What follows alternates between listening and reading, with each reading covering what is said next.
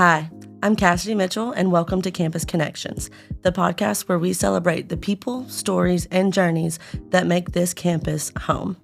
Today's conversation is a special one.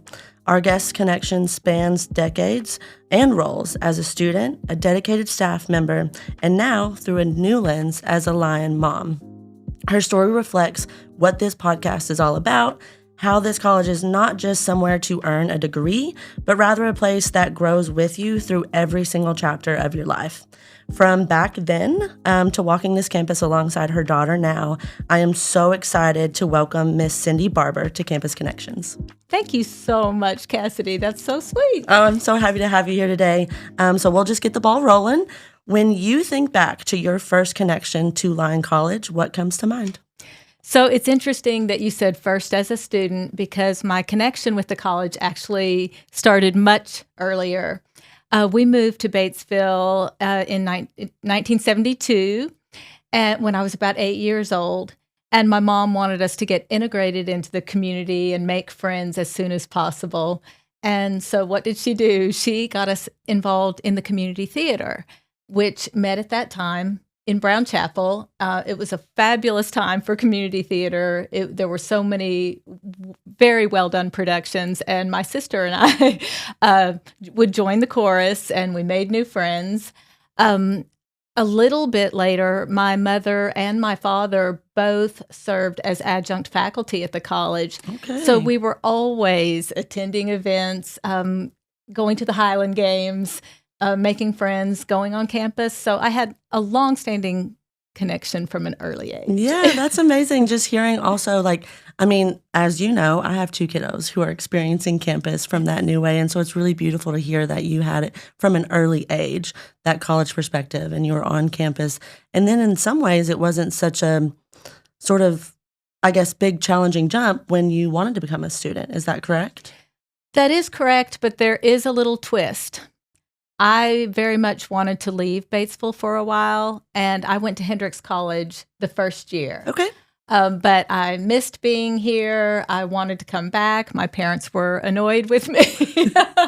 But I did come back and went the rest of the time here. Well, to be honest, I've heard of some other Lyon grads who have had similar. Yep. Especially when you're looking to go off for college and establish Exactly. new roots and be yourself. Sometimes that means leaving town. But it's hard Right. to leave a community in which you feel such at home. So I'm happy to hear that. So thinking back to sort of, those days before you were a student, what was campus like for you back then? What did you, any memories or major takeaways from back then? Before I was a student? Yes. So I was always aware of the college. In fact, I just thought of another connection that some of your listeners might remember, Buddy and Ann Hughes. When I was very small, maybe 11 years old, I lived a summer in El Salvador with a friend whose grandparents lived there. And they didn't want her to lose her Spanish, so she went every summer to El Salvador. She reached an age where she said, I'm not going to come unless I can bring a friend. And I went with her. And it's interesting what kids can do at that age. I came back pretty fluent in Spanish, and my That's mother awesome. did not want me to lose it. So she brought me to Arkansas College for a community Spanish class with Buddy and Ann Hughes.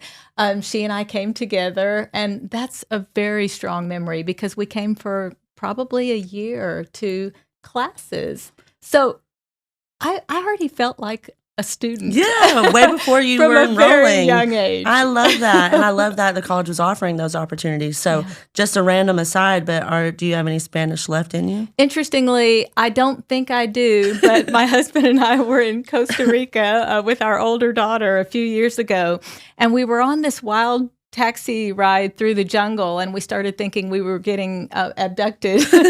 And my husband said, talk to him. And from this depths of memory, I guess under a stressful situation, I spoke in Spanish to him the rest of the way. And my daughter was where did that come from, Mom? flabbergasted. She said, you speak Spanish? It just came out. So every now and then it comes back. But no, largely I would say no. Well, I honestly love that, even just from an educational standpoint, because the things we know do stick with us, Stick with even us. if they're not super easily recalled. Exactly. So I really like that.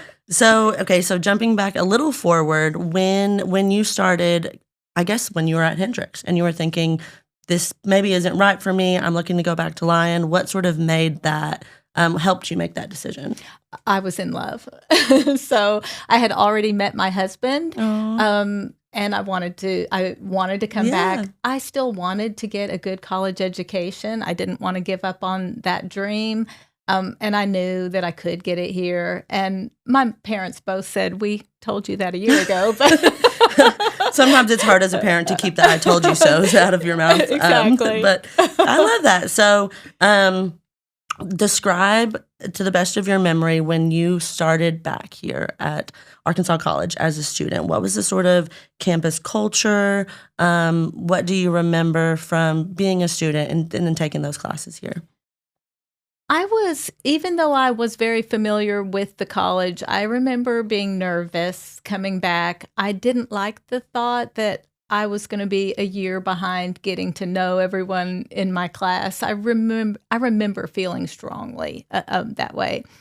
But in the 80s here, just like today, there were the most friendly and accessible faculty and staff that always worked to make you feel at home and connected. And I remember so clearly that I kind of felt like I was coming home. I love that. I very quickly got acclimated and felt part of it. Okay, so what traditions or places, moments from your student years still feel alive to you?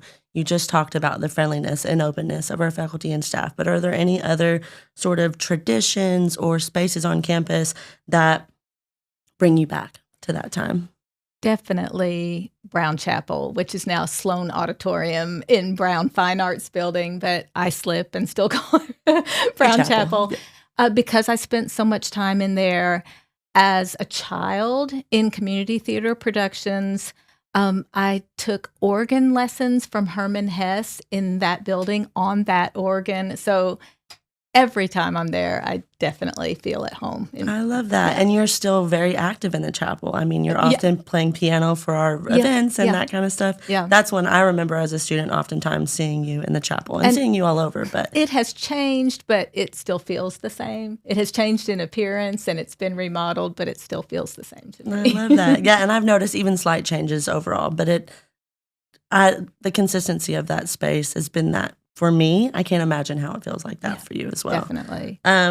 So looking back through the different stages, both as a young person, as a student, and then also encompassing some of your professional roles here at the college, how has your relationship to the college changed throughout the stages of your life? I imagine in some stages you were much more involved than others.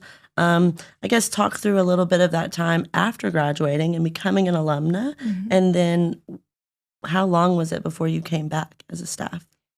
I would say there was a pretty long period after I graduated where I was not very connected to the college. However, raising children and, just a busy mom and working all the time, we would always bring our kids to the Scottish Festival. Okay. So it was a thread that continued, but there were many years that I wasn't very involved. I think when my youngest daughter was in about 3rd or 4th grade, she saw a poster at West Magnet School that said free bagpipe lessons, free bagpipe and Highland dance lessons. And, she was this tall at that time, and she came home and said, I want to learn how to play the bagpipes. And I said, okay, baby, you're smaller than the bagpipes, yeah. She never wavered. And so I've always been about encouraging my children's dreams. So I started bringing her on Thursday evenings, and she started taking bagpipe lessons, chanter lessons at first from Kenton and Jimmy. And I would just walk around campus while she was taking her lessons. And Cassidy, it was amazing. I had only come to certain events or the Highland Games, but I started just walking all over campus, and so many memories came flooding back, and so it was really emotional. And one lesson, Kenton said, we've had a job open here at the college for about a year that is not filled, and I think you would be good at it. And it was the alumni director No position. way. That's how it came about. That is amazing. Yeah. And I've never heard that story before, but hearing this story of you walking on campus, being flooded with these memories of yourself as a student, as a young person on those grounds, and then saying like, yeah, maybe this is the next step in my professional journey. Also, I think it's just so cute thinking of Allison as a small person playing the tiny bagpipe. Like, I cannot imagine. They started her out on full size. Oh, my goodness. And I asked Jimmy, shouldn't she have small bagpipes? Is there a micro bagpipes? version or something? No. Well, I mean, he's like, no, she's going to learn. So she's going to learn the real ones. I love that so much. Okay, so as you've sort of seen, or even like from afar, sort of seen the changes of the college, what changes in this institution are you most proud of? One thing I remember from the 70s and 80s, there were beautiful buildings on campus, but there was not beautiful landscaping. And I think that was an intentional move in the 90s where all these beautiful trees were planted and grass. Really? And so I think it has become a much more beautiful campus. But I love the continuity of the buildings that have been here a long time. Yes. Well, and that's what I hear from a lot of other alumni is the buildings. I mean, they're so strong in stature, and I feel like they send a message. Definitely. But I love hearing that because, to be honest, when I was a student, a lot of it was the landscaping. I mean, maybe it's just me and my background, but didn't have a lot of experiences where there are fresh flowers and different colored flowers and different types of bushes. Right. And then, as you mentioned, these huge trees just overseeing most of campus. And that's something I really value about this space. When I go on my campus walks, it's gorgeous. And it's interesting to me that it just wasn't always like that. They were more of an intentional push to make it serene and beautiful instead of, I guess, maybe more academic and strong. Well, it's interesting that you say that because I feel like I got a very good education, and I think we were very strong academically then as we are now. But there was also a very intentional push to get that word out more, that there was a very good place to get a good education right in Batesville. So I think the college has been more intentional about that. About showcasing our beautiful little, I guess you could say, hidden gem or whatever. Definitely. It's a jewel. Okay, so I guess outside of like architecture and that kind of stuff, are there anything from back then in terms of campus culture and approaches that you hope that Lyon always holds on to? I think I would have to go back to the close relationship of students and alumni with the faculty and staff. It's just not like anywhere else. My two older children both went to the University of Arkansas, which is a big, big school. So I have always had that comparison. And there's just no way really to explain to someone until they experience it, the closeness, the accessibility of faculty to their students, and everyone on campus is here to help you succeed. And our students feel that. I mean, don't find that very many places. That's true. And I think what's interesting, too, is that the level of the faculty that we have around campus, you just, as a student, I didn't quite really understand how much these people were experts in the field and how much of them was being poured into me because of those relationships that felt casual. They felt friendly. You were talking about the continuity. It's so true. I mean, back in the early 80s, Cassie Creighton would just cook for all of her students and have everybody over on the weekend to eat. And those kinds of things have been going on for a long time. They're not new. And I just think that's so rare for us to be able to do that over a long span of time. And I talked to alumni in the 60s and 70s, and they had that same kind of connection with key faculty members and staff. Yes, and it's different for each of them. And like some of them are hosting lunches and dinners, and some of them are involved in the clubs and sort of mobilizing the students. But you're right in that all of our faculty and staff are really invested in the not just 100%. the academic growth and professional growth of our students, but the Personal personal growth. parts. Yeah. And I think that's what's been most impactful for me, kind of like I said, is like I didn't even realize how much I was learning and gaining from them because it just felt like mentorship. Right. But then especially when you leave the college and you take a step back and you're like, wow, Mhm. they were really pouring into me, but doing so in a personal way. Mhm. It wasn't this sort of, we've got 500 people in a class and they're teaching me something. Like they were teaching me lots of things, but it was Right. just this completely different dynamic Right. that I do also think is very special about our college. So I love to hear you say that. Yeah. So bringing it back to recently, our little Allison playing the bagpipes and really being invested in Lyon, but it was just a year ago now that she made the decision to come to Lyon. Is that correct? That's not correct. Okay. So when she started taking bagpipe lessons, I think from a very early age, she said, I'm going to go to college. I love Lyon. this. And I'll tell you Yay. another story. This is a great story, but it factors into Allison's decision to attend Lyon. We were eating dinner at the river out on the deck there years ago. She was little. And the Weathermans were eating dinner there. And I leaned over to Allison and I said, that's the president of Lyon College. And she, I mean, it could have been the president of the United Yes. States. She was For her, it was. just so shocked. And I think he was watching and he kind of motioned, tell her to come over here. I mean, she was so young. Interrupting their dinner, the president of Lyon College let this little girl come over. He spoke to her so respectfully.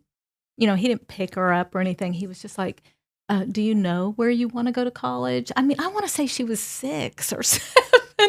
And she said, I want to go to Lyon College. And he said, oh, that makes me so happy to hear. Do you know what you want to study? And she said, science. And he said, oh, we have fabulous faculty in the sciences. And he said, I really hope you will consider that. And anytime you want to come out to the college and talk to me more about it, you can. To a first grader. That's It like was- life-changing and so impactful for a She's first never grader. forgotten it. I mean, for a 10th grader, that is Yeah. extremely She's like, impactful, but that's yes, amazing. The president of the college wants me to go there. Yes. And that really made an impression. So I upon was her. wrong. That was not a year ago. Yeah, 10 no. years ago or so. She knew was very committed. early on. And like I said, I usually told her, you may end up at the University of Arkansas because your brother and sister went there and you would be a legacy student there. And she was like, I don't want to No, go thanks. to a big university. I want to go to Lyon College. Yes. And she said, won't I be legacy because you? And I said, Yes, ma'am. You are still a legacy here. Yes, ma'am. I love that so much. And just hearing, again, like, it just shows from another aspect the intentionality of our faculty and staff and administration. And it's not Yes. just the people in the classroom that are willing to pour into Yeah. you and take time out of your day, but also our people in the senior Yeah, administration. because, and you could see Dr. Taverner doing Oh yeah, the same 100%. thing. Yeah, So- and I imagine she is Yeah. and is doing that on occasion. Yeah. And it's crazy for me because it's just so inspirational for those young people. And even like you said, if Allison was to grow up and choose to go to University of Arkansas, like obviously Dr. Weatherman would not have been upset with her, but that Right. ability to sort of connect with people at Right. all ages and all stages, Right. something that sets Lyon apart. Yeah. I think. Definitely. So, what has surprised you most about experiencing the college as a parent versus as a student or a staff member? Has there been any sort of interesting things that you've learned or challenges as a parent? So when I was a student here, I think my junior year, I got married. And I actually had a baby my senior year on spring break of my senior year. Props to you. Never missed a class. Oh, look at that. That's amazing. But I always felt like I missed out a little bit on living on campus. You know, Mhm. I'm friends today with people I was in school with that lived on campus.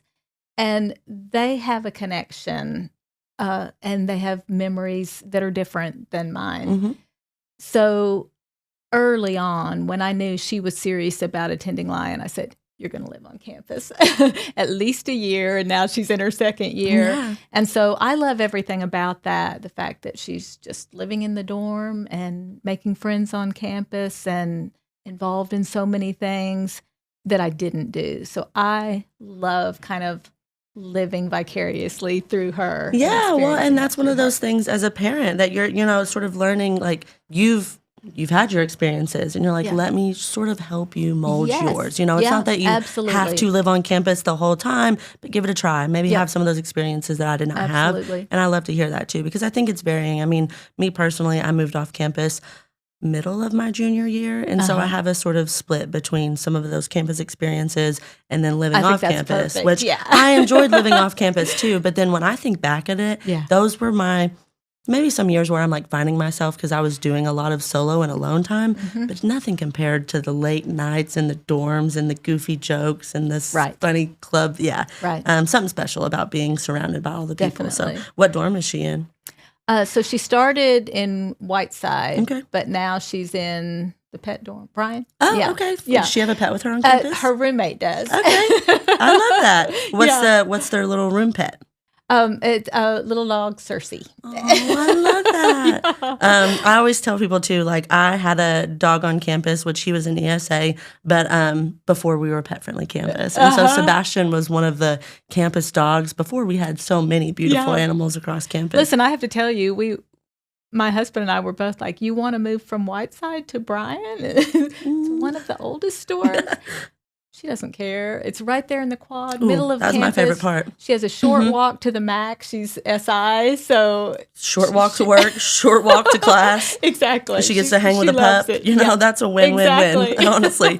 And it's interesting, too, because you say that, because like we have some of our quad and like major staple dorms. And as a student, I can't tell you how many times I complain about living in Spraggins. And as an alum and as someone who works at the college now, something I talk about more than anything else. That experience, like both working or like living and then being an RA in Spraggins and having that experience, because it being the oldest dorm on campus, I'm not sure, but I joke all the time. I'm like, that's got to be a historical building. Like, there's no way we could. Absolutely. Let me tell you, I brought a group of 80s grads who were my year or around who came to visit campus, and they wanted to go straight to Spraggins and sit on the porch swing. I love that. They had so many memories on that porch swing. Oh my gosh. And I, like, even again, that's like the things that connect us all. Like I've got so many members sitting on that swing, reading on the swing, or just having friends sitting on the steps out there and playing around, hanging out.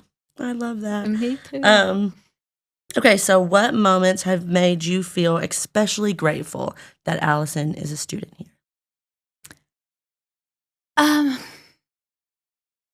Probably just seeing that she's reaching her goals that she's had for a long time, and she's reaching them here with people who are supporting her, pushing her, helping her. It's just incredible. And I won't lie, it's so nice when I'm working away on the computer and I've been there for a long time and I hear a little, "Hi, Mom."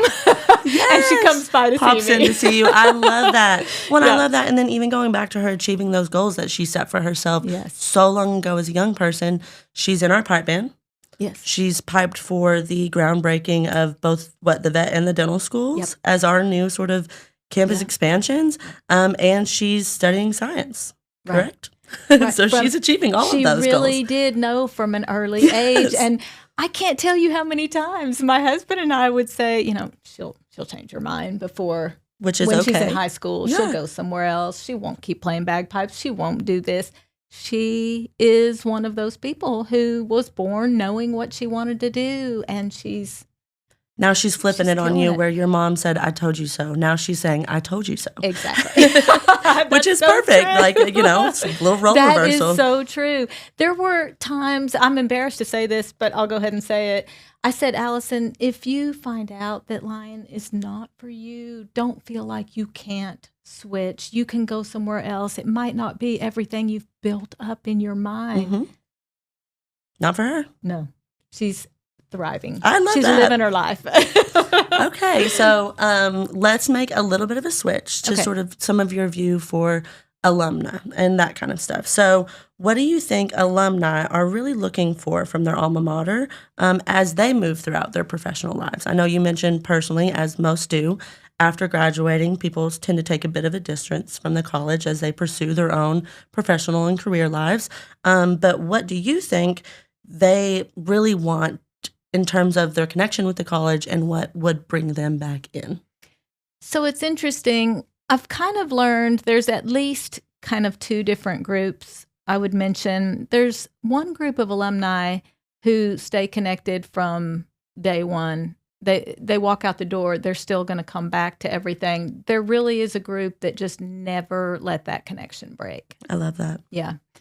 The second group, probably, which I'm a member of, is just life. You got busy and the connection kind of broke. Mm-hmm.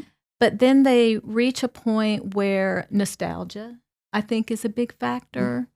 Or there's something, they hear about something going on campus that really fits their interest or, piques their interest.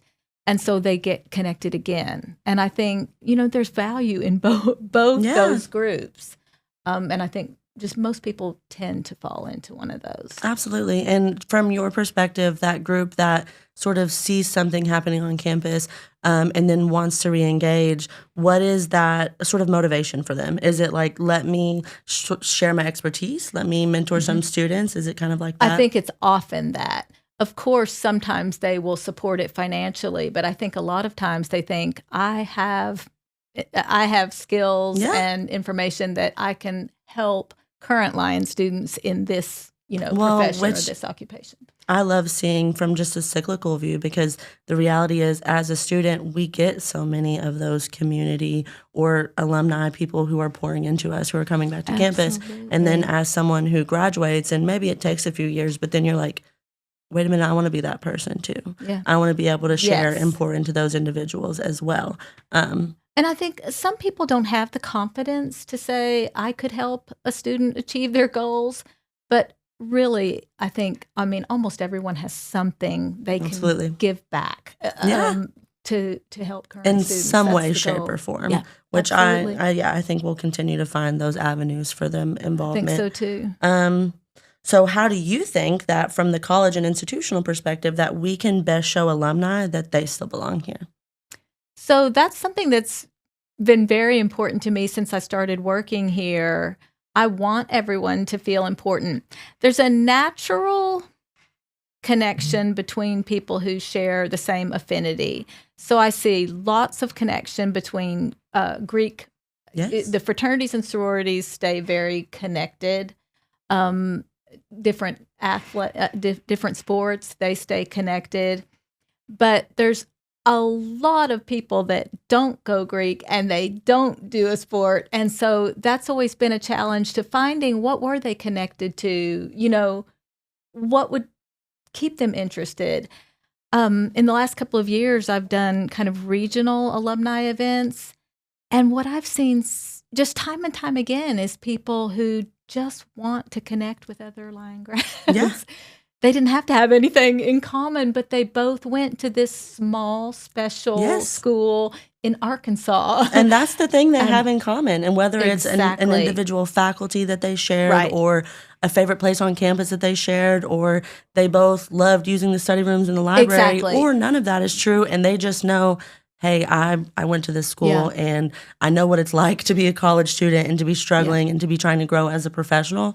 Like, let me send you some words of encouragement. And they almost always find a thread of familiarity, even if someone who graduated in 1979 is talking to someone that graduated in 2014. Yes. And they're talking, oh, you had Terrell Taft? Yes. But it's not just Terrell. There's other things like, oh, yeah, I loved sitting in the quad. Everybody's got stories of the quad. Yes.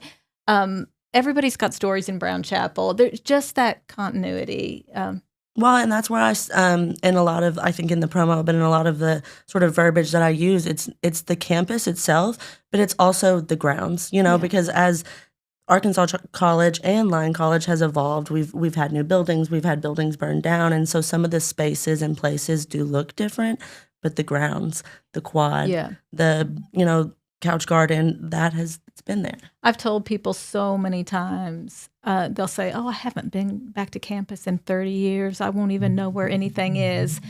And I always say it may look a little bit different when you come, but when you start walking around, you'll realize It's the same It's place. the same. Yes, I love that. Place. Okay, so this one's a little similar to the one I had asked earlier, but of all the chapters that you've seen at Lyon, what do you feel most responsible for protecting?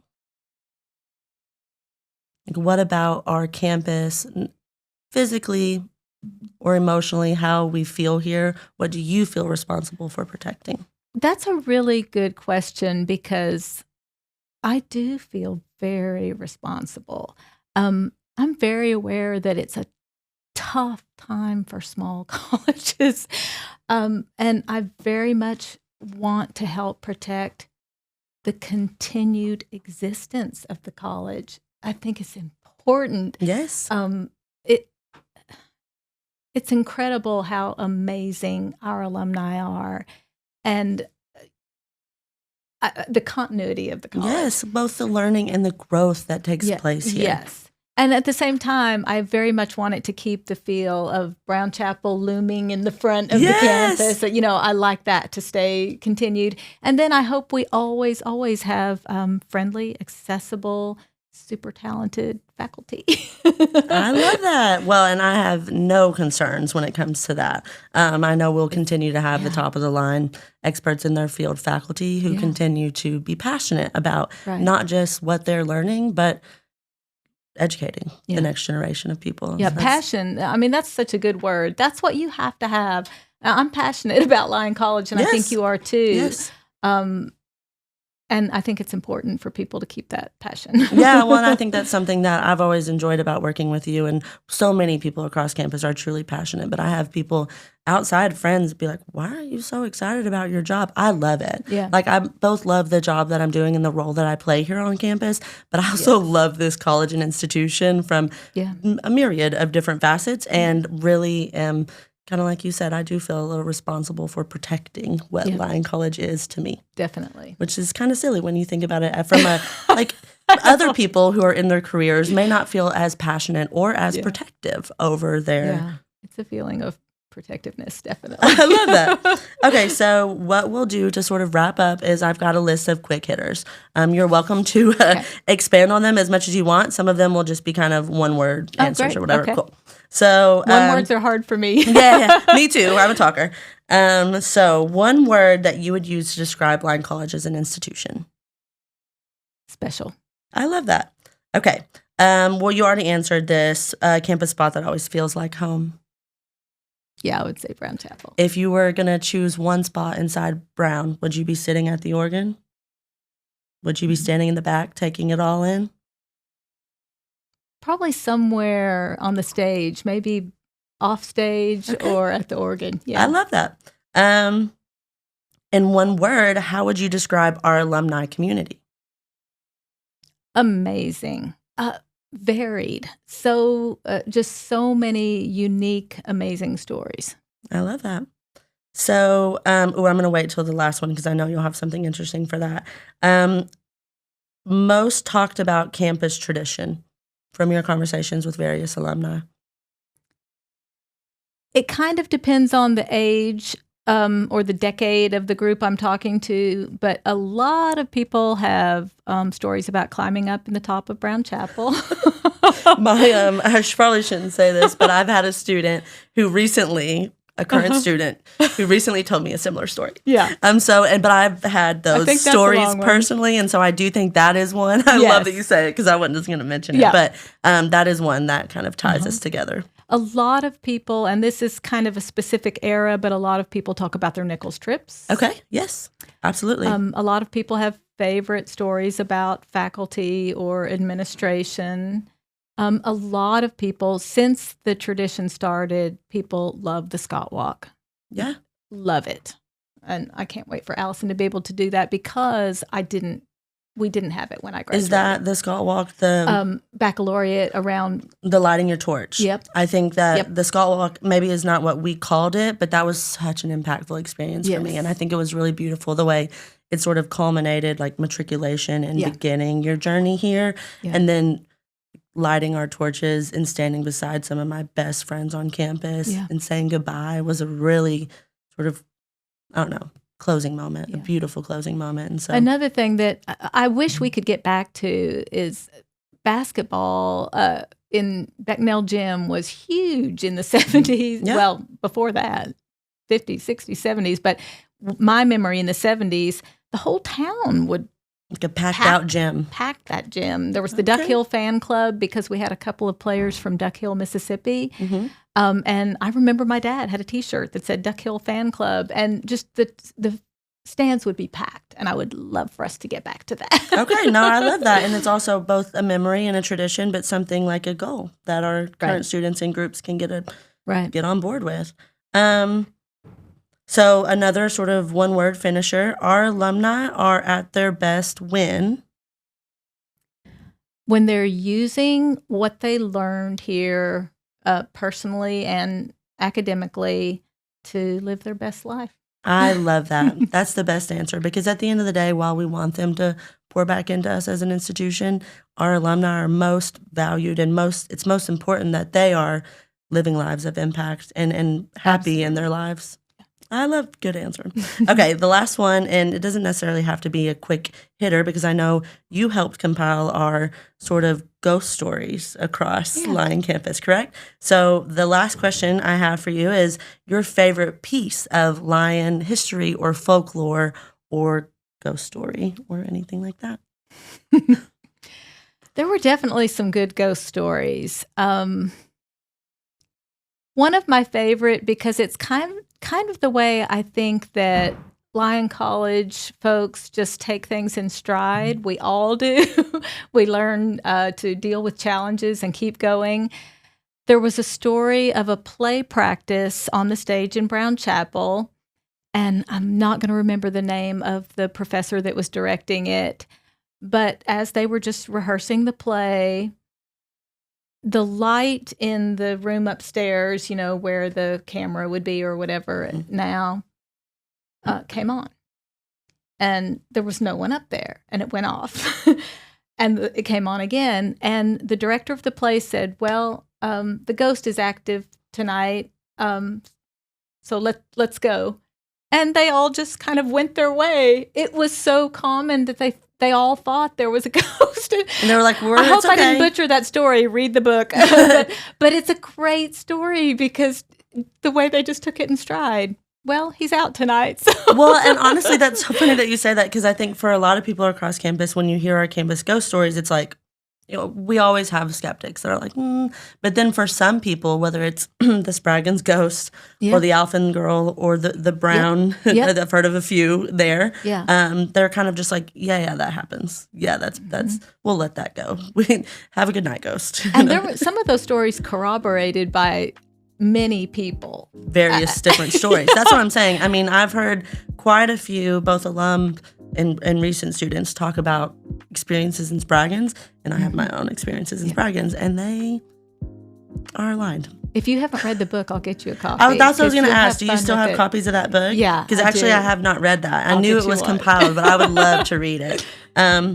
Okay, well, that's all the questions I have. Cindy, thank you so much for sharing your story today, for reminding us that Lyon is not just a college, but instead it is a thread that continues to shape who we are long after our graduation. To our listeners, thank you so much for tuning in. And if this episode resonated with you, I hope it encourages you to reflect on your own Lyon story and stay connected to the people and places that make this community a home. Until next time, once a Scot, always a Scot.